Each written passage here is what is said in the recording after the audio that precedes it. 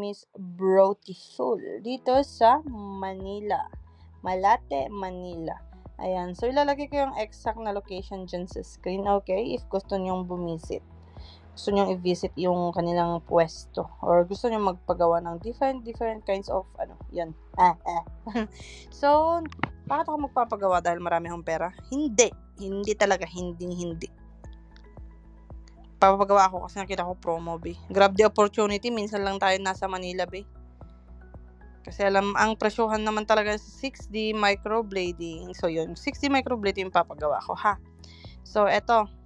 Nilagyan na ng anesthesia dyan. So, 1 hour kaming naghintay bago i-start yung procedure. Yun. So, balik tayo dun sa kanyang presyo. So, 899 yung presyo nito, guys. Okay? Hindi kasama yung gamot dyan. Ayan. So, eto na yung final natin. And as you can see, parang hindi siya bagay sa akin, right? Tingin ko. Kasi hindi siya bagay sa akin. Basta. Siguro dahil sa kulay ng buhok ko. Yan. And makapal siya. At kung hindi nyo naman talaga alam, talagang makapal talaga yan sa una. Pero magla-lighten pa siya. Yan siya. Mga ha. Magla-lighten pa yan. So, maybe papakita ko sa inyo in 1 month kung ano yung result niya. So, yan. Nakauwi na ako dito. Pagpasensya nyo yung mukha ko.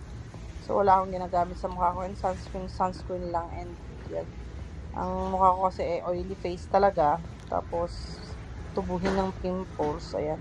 So, dapat talagang pakpak ang ating dyan. Ayan. So, nandun to. Ang banyo naman to. Yun lang, guys. Thank you for watching. Update ko kayo next time kapag lumabas na talaga yung real na color niya. Okay? Bye!